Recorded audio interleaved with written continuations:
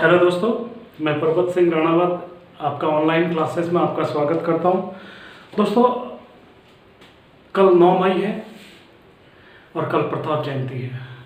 तो मैंने सोचा कि प्रताप जयंती पर 2 से 3 पार्ट में इस टॉपिक को डाल के मैं आपके सामने लेके आता हूं। दोस्तों, तो शुरुआत करते हैं दोस्तों हम महाराणा प्रताप की। इससे पहले मैं पृष्ठभूमि बांध देता हूं दोस्तों महाराणा सांगा से, कि महाराणा सांगा की मृत्यु के बाद उसकी पत्नी जो कर्मावती थी वो रणथंभौर में थी और सांगा ने अपना उत्तराधिकारी रतन सिंह को घोषित किया था।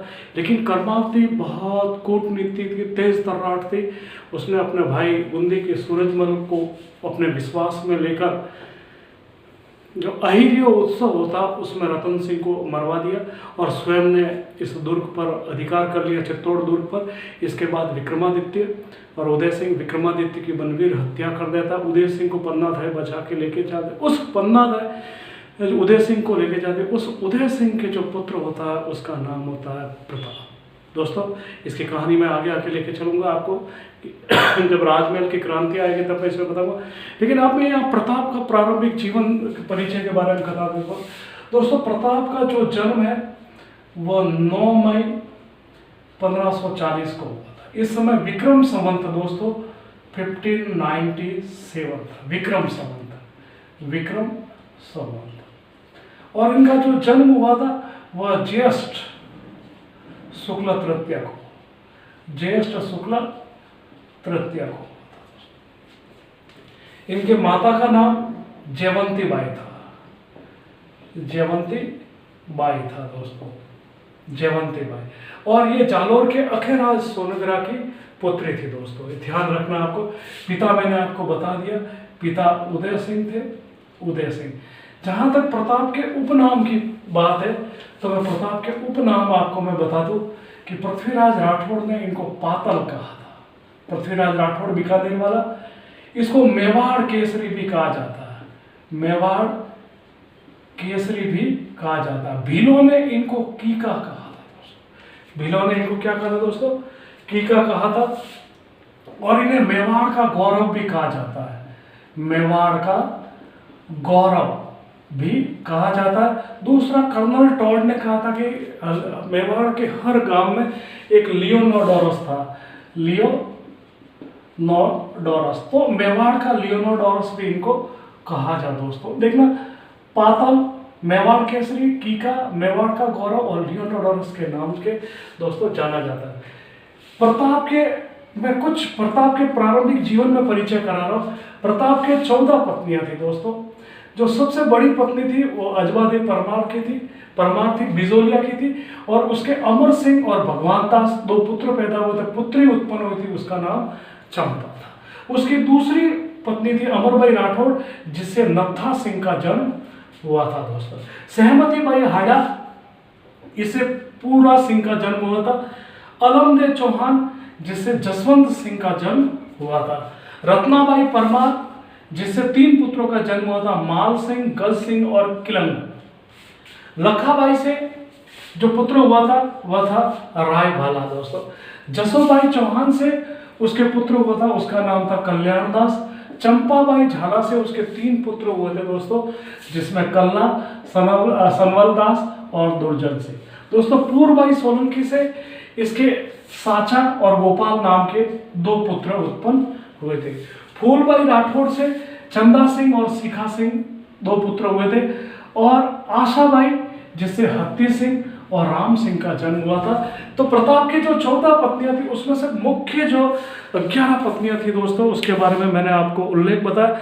अब मैं प्रताप के जीवन के घटनाक्रम कहां से कैसे शुरू होते हैं दोस्तों, मैं उस पर आता हूं।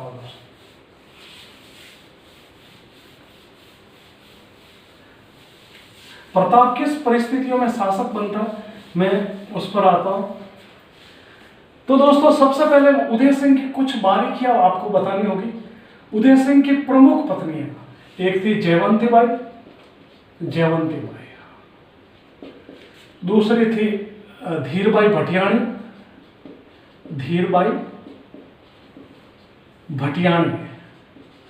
भटियाणी और तीसरी थी सज्जा। ये प्रमुख पत्नियां थी।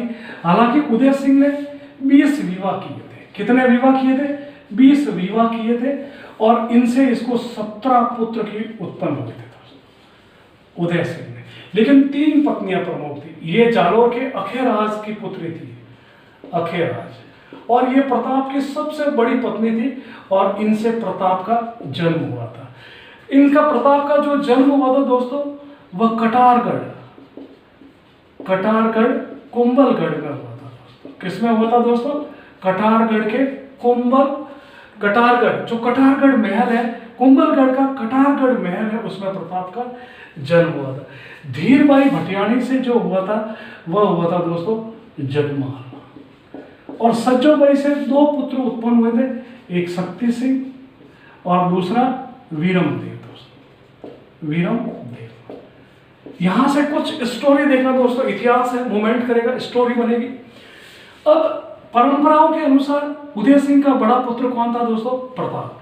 उत्तराधिकारी इसे घोषित करना था, लेकिन राजमहल में महिलाओं का बहुत ज्यादा हस्तक्षेप होता था और वह शासक पर अपना प्रभाव छोड़ते थे, और यही प्रभाव धीरबाई भटियाणी ने अपनी सुंदरता के लिए छोड़ा था और उदय सिंह को प्रभावित कर जगमाल को अपना उत्तराधिकारी घोषित करवा दिया। अब सज्जा जिससे उत्पन्न पुत्र थे शक्ति और वीरमदेव। अब देखना दोस्तों, सबसे पहले मैं यहां से एक नई चीज शुरुआत होती है। जब शासक उत्तराधिकारी कौन होना चाहिए था? प्रताप, लेकिन घोषित किससे कर दिया?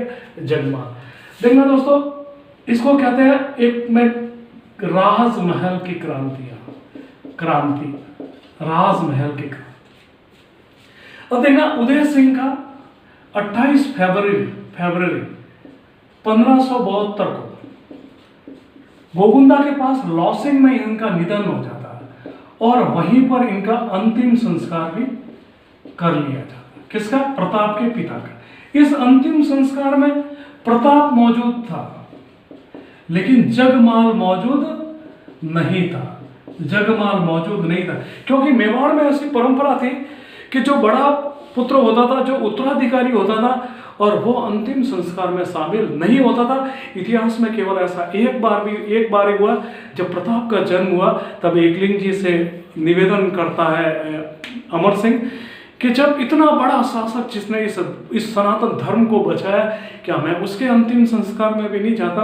और वह इस परंपरा को अमर सिंह प्रताप के लिए तोड़ता है, लेकिन इससे पहले ऐसी परंपरा नहीं थी। लेकिन इसी समय जगमाल ने 28 फरवरी को 28 फेब को ही 1572 को अपना राज्याभिषेक करवा दिया। और कहां करवा दिया? कुंभलगढ़ के अंदर अपना राज्याभिषेक।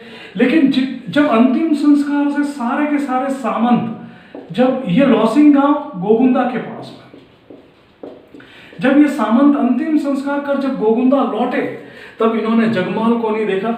लेकिन इसी समय इनको सूचना प्राप्त हुई कि जगमाल ने अपना राज्याभिषेक करवा दिया। तो सारे के सारे जो सामंत थे वो नाराज हो गए। किससे नाराज हो गए? जगमाल से, कि प्रताप बड़े थे, लेकिन धीरबाई भटियाणी ने किसको उत्तराधिकारी घोषित करवा दिया था?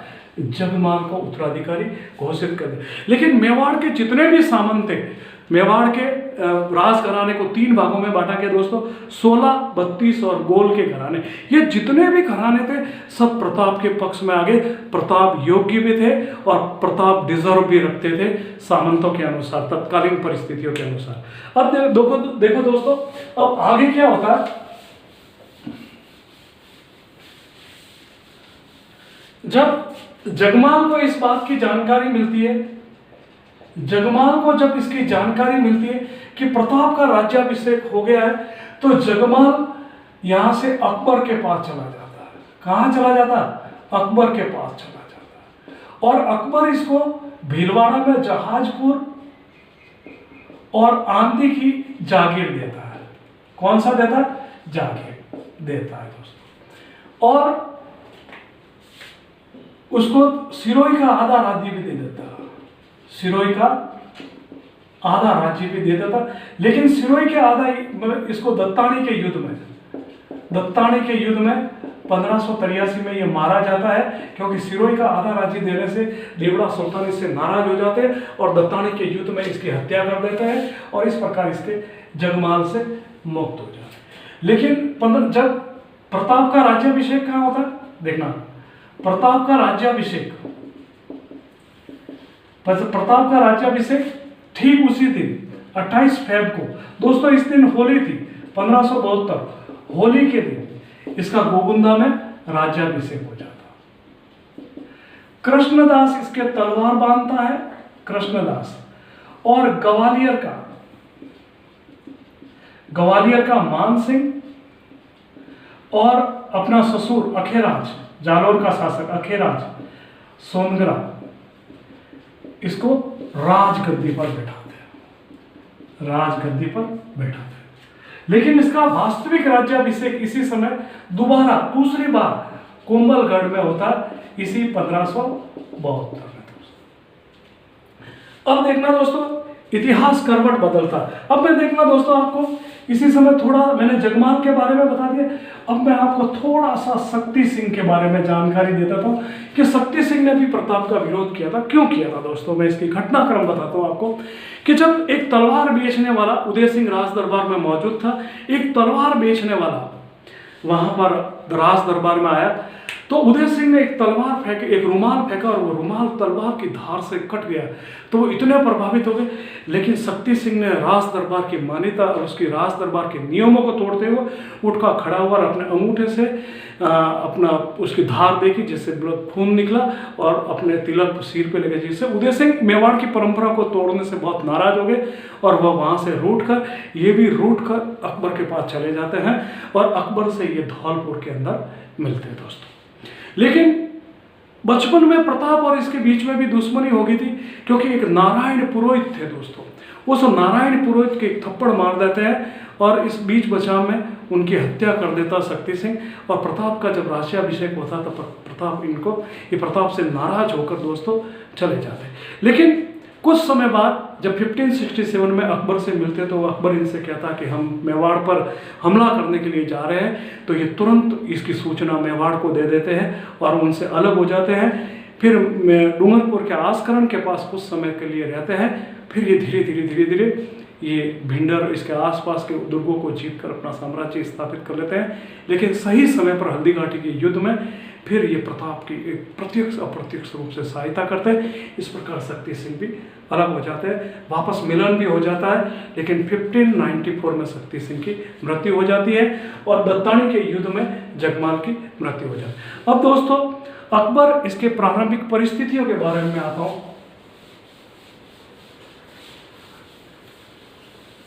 अब दोस्तों देखना, अकबर ने क्या देखना दोस्तों, एक तो था नागौर दरबार, ठीक दोस्तों, ये 1570 में होता, बहुत कंपटीशन की दृष्टि से बहुत मोस्ट है। इसमें जैसलमेर, बीकानेर, जोधपुर, बूंदी, आमेर, इन सब ने इनकी अधीनता स्वीकार कर दी थी। और जैसलमेर, बीकानेर और जोधपुर ने तो दोस्तों इससे वैवाहिक संबंध भी कर दिया था। इस प्रकार एक तरीके से देखें तो अगर मेवाड़ की लोकेशन देखें अपन दोस्तों, तो मेवाड़ यहाँ पर है। मेवाड़ की ये पूरी की पूरी सीमा थी उत्तर पश्चिम वाली, इसमें मुगलों का अधिकार हो गया। अब मेवाड़ का जो साम्राज्य था, ये मेवाड़ अगर सुरक्षित था तो वह दक्षिण और पूर्व की ओर सुरक्षित था। अब अकबर इस समय देखना, अकबर इस समय सिवाना के युद्ध में व्यस्त था और साथ में बंगाल में भी व्यस्त था। अब इन दोनों सिवाना के दौर को जीत लिया और बंगाल पर भी विजय प्राप्त कर ली। अब अकबर का ध्यान जाता है दोस्तों किधर, मेवाड़ की ओर। अब देखना मेवाड़ की परिस्थितियां क्या होती है, जहाजपुर, बागोर, बदनौर,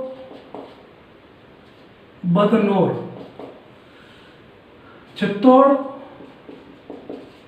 और मांडलगढ़ और रायता, इस पर मुगलों का अधिकार हो जाता है। ये मेवाड़ के क्षेत्र थे और इस पर भी मुगलों का अधिकार हो गया।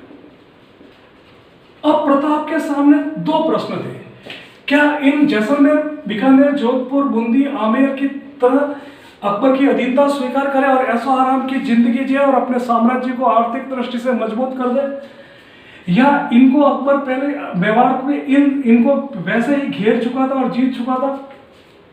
अब उसके पास रहा था केवल उदयपुर और उदयपुर के आसपास का क्षेत्र। अब प्रताप के पास था या तो अपने पूर्वजों की जो या और सनातन पूर्वजों के जो पूर्वज जिस पद चिन्हों पे चलते आ रहे थे उस चिन्ह पे चले, या अपने देश के स्वाधीनता, स्वतंत्रता और सनातन धर्म की रक्षा पर चले, जो सबसे टेढ़ा रास्ता था, सबसे कठिन रास्ता था, जहाँ रास्ते में कांटे ही कांटे थे और हर पल पर युद्ध का खतरा था, हर पल पर अपने परिवार की सुरक्षा की खतरा था। लेकिन फिर भी प्रताप ने इन सब परिस्थितियों के बावजूद में भी अपने मेवाड़ की रक्षा, अपने सनातन धर्म, मेवाड़ की रक्षा, स्वतंत्रता, अपने पूर्वजों के पद चिन्ह पर चलना तय किया दोस्तों। अब अकबर इसके बावजूद में भी अकबर ने राजपूतों के प्रति 3 प्रकार की पॉलिसी अपनाई। 3 प्रकार की पॉलिसी, एक तो सुलह कुल, दूसरा विवाह और जरूरत पड़े तो युद्ध। अब देखना दोस्तों, सुलह कुल की नीति में नागौर दरबार लगाया था। इसका आयोजन आमेर के शासक भारमल ने किया था। अकबर यहाँ पर 50 दिन रुके थे और शुक्र ये तालाब एक खुदवाया था अकाल से बचने के लिए दोस्तों। इसमें किसी भी सूरत में नागौर दरबार में अपनी परंपरा के खिलाफ वो उपस्थित नहीं हुआ। जिस प्रकार जैसलमेर, जोधपुर और बीकानेर ने वैवाहिक संबंध किए, उनसे भी दूर रहा। अब तीसरा रास्ता था दोनों के सामने युद्ध, और प्रताप ने तीसरा रास्ता ही चुनने का तय किया। जबकि मेवाड़ के पास इस समय लड़ने के लिए कोई सैनिक नहीं थे दोस्तों। 1533-34 में बहादुर शाह के समय कम से कम 20,000 राजपूत योद्धा मारे गए थे। 1567 में अकबर के ही आक्रमण में अकबर के ऊपर कलंक भी है, 34,000 राजपूत मारे गए, जिंदा रहने के लिए कुछ भी नहीं थे। और मेवाड़ में इस समय सैनिक के रूप में कुछ भी नहीं थे दोस्तों। लेकिन इन विपरीत परिस्थितियों में भी अपने धर्म की रक्षा करने के लिए, अपने सनातन धर्म, अपने देश की स्वतंत्रता, अपने पूर्वजों के पद चिन्ह पर चलने के लिए उसने युद्ध का सहारा ही लिया दोस्तों, कि कैसे भी परिस्थितियों में मैं उनसे युद्ध का सहारा किया। अब दोस्तों देखो, अकबर इसके लिए क्या करता है। अकबर अब हर हालत में, उसको मालूम था, अकबर खुद चाहता था कि किसी भी सूरत में मेवाड़ को पराजित करना, क्योंकि हिंदुस्तान के लोग मेवाड़ को जानते थे। वो मेवाड़ के शासक को अपना शासक मानते थे, इनको हिंदुआ सूरज कहते थे। ऐसी परिस्थिति में हिंदुओं का मनोबल को तोड़ने के लिए वो हर हालत में प्रताप को पराजित करना चाहता था। लेकिन वो ये भी चाहता था कि सभी परिस्थितियों में युद्ध को टाला जाए। इसीलिए वो अकबर को समझाने के लिए 4 अलग अलग मिशन भेजते हैं दोस्तों। तो सबसे पहला जो मिशन होता है वह जलाल खां कोर्च। ये अकबर का सबसे ज्यादा कूटनीतिज्ञ होता है दोस्तों। 1572 में भेजता। अब प्रताप इनसे मिलता, लेकिन ये कहता है कि अधीनता स्वीकार कर लो, युद्ध में कुछ नहीं रखा, तुम्हारा साम्राज्य तुम्हें मिल जाएगा, तुम्हें मुगल दरबार में उपस्थित होना पड़े, तुम्हें वैवाहिक संबंध के लिए तुम्हें मंजूर नहीं किया जाएगा।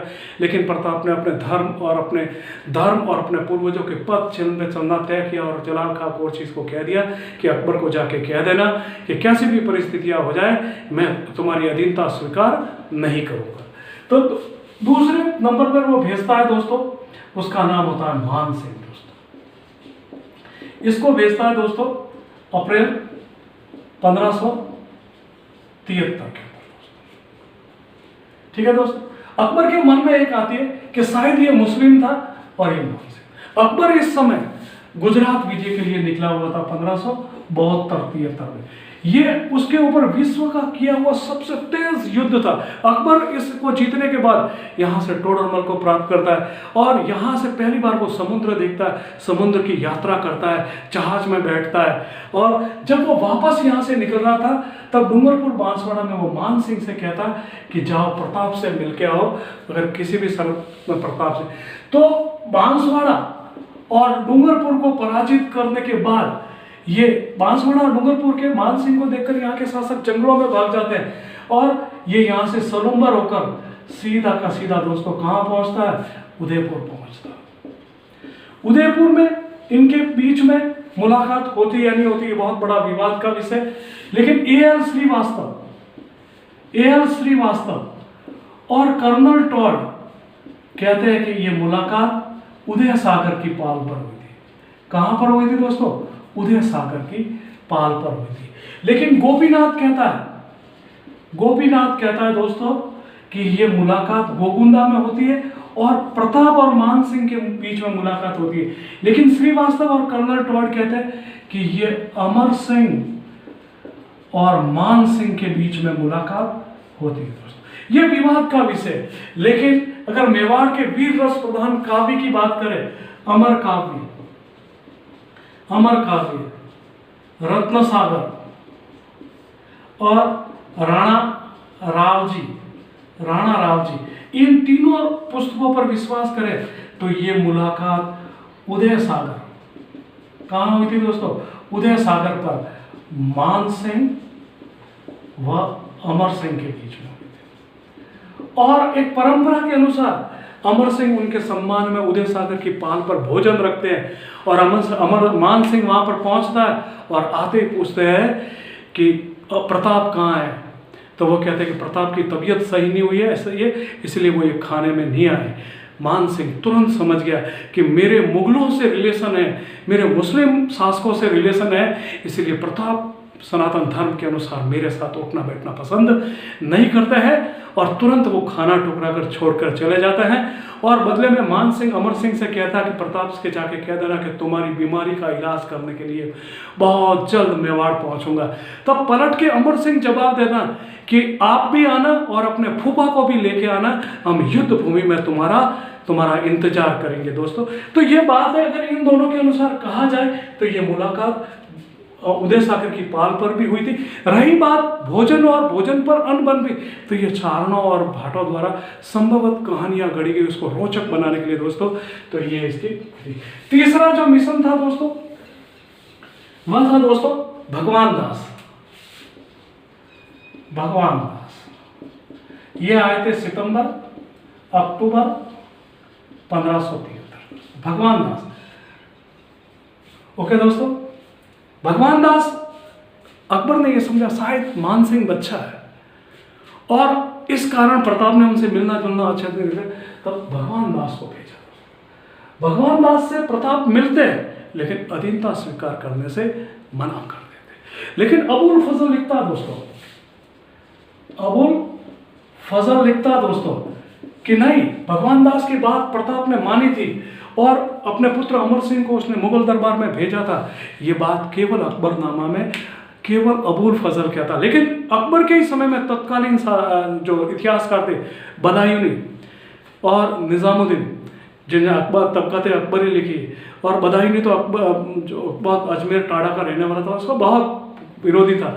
लेकिन इन्होंने कहीं पर भी इसका उल्लेख नहीं किया दोस्तों, कर्नल टॉड ने भी नहीं किया और सीतामऊ के रघुवीर सिंह जी जो बहुत बड़े इतिहासकार हैं, इन्होंने भी कहीं पर भी इसका उल्लेख नहीं किया दोस्तों। इस प्रकार अबुल फजल का ये तथ्य गलत है। अगर ऐसा होता तो समकालीन इतिहासकार जरूर इसका उल्लेख करते थे। लेकिन भगवान दास का वो सम्मान करता है और उसको वापस लौटा देता है दोस्तों। फिर अंतिम जो भेजता है दोस्तों वह टोडरमल, और टोडरमल को भेजता है वो दिसंबर 1573। दोस्तों ये किस क्रम में याद रखना है, जैसा JMBT, पहले किसको भेजा? जलाल खान कोर्चा, फिर मान सिंह, फिर भगवान दास। तो JMBT क्रम को याद रखना, कंपटीशन में बहुत बार पूछा गया इनके क्रम को।